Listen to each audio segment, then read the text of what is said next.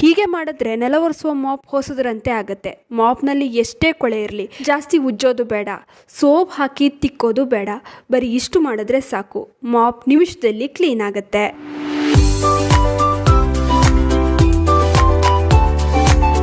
Hi hello ಎಲ್ರಿಗೂ ನಮಸ್ಕಾರ. ಮತ್ತು ನನ್ನ ಚಾನಲ್ಗೆ ಸ್ವಾಗತ. ನನ್ನ ಹೆಸರು ವೀಕ್ಷಿತ. ನನ್ನ ಚಾನಲ್ ಹೆಸರು ಸಿಂಪ್ಲಿ ಬ್ಯೂಟಿಫುಲ್ ಕನ್ನಡ.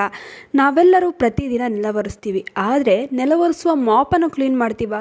ಇಲ್ಲ.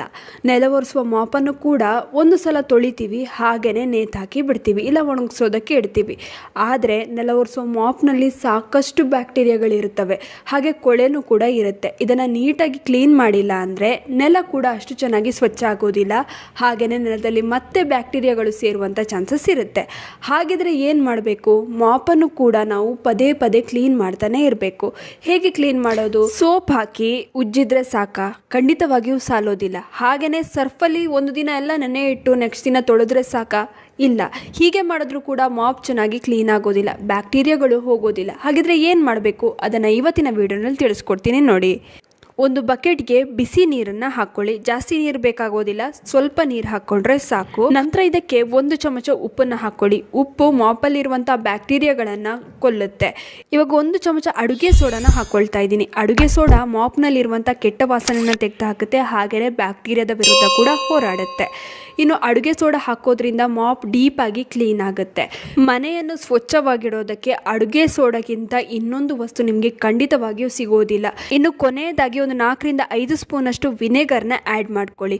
ವಿನೆಗರ್ ಇಲ್ಲ ಅಂತಂದರೆ ಒಂದು ಅರ್ಧ ಹೋಳಷ್ಟು ನಿಂಬೆಹಣ್ಣಿನ ರಸವನ್ನು ಬೇಕಾದರೂ ಹಿಂಡ್ಕೊಳ್ಬಹುದು. ನಾನಿಲ್ಲಿ ಒಂದು 4 ರಿಂದ 5 ಚಮಚದಷ್ಟು ವಿನೆಗರ್ನ ಹಾಕಿ ಎಲ್ಲವನ್ನು ಚೆನ್ನಾಗಿ ಮಿಕ್ಸ್ ಮಾಡ್ಕೊಂಡಿದ್ದೀನಿ. ಇವಾಗ ಇದರಲ್ಲಿ ಮಾಪನ್ನು ಈ ನೀರಲ್ಲಿ ಅದ್ದಿ ನೋಡಿ, ಸುಮಾರು ಒಂದು 5 ನಿಮಿಷ ಹೀಗೆ ಮಾಡಿ. ಈ ರೀತಿ ಮಾಡೋದ್ರಿಂದ ಏನಾಗುತ್ತೆ ಅಂದರೆ ಕೊಳೆ ಚೆನ್ನಾಗಿ ಬಿಟ್ಕೊಳ್ಳುತ್ತೆ. ನಂತರ ಸುಮಾರು ಒಂದು ಗಂಟೆಗಳ ಕಾಲ ಹಾಗೆ ಇದನ್ನು ನೆನೆಯೋದಕ್ಕೆ ಬಿಡಿ.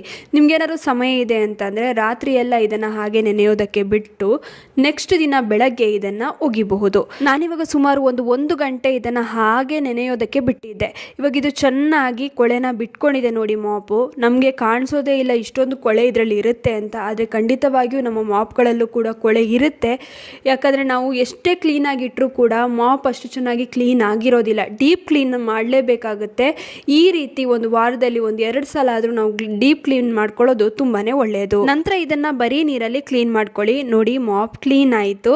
ಎಷ್ಟು ಚೆನ್ನಾಗಿ ಕ್ಲೀನ್ ಆಗಿದೆ ಅಂತ ನೋಡಿ. ತುಂಬಾ ಸುಲಭವಾಗಿ ನಾವು ಈ ಮಾಪ್ಗಳನ್ನು ಡೀಪ್ ಕ್ಲೀನ್ ಮಾಡ್ಕೊಳ್ಬಹುದು.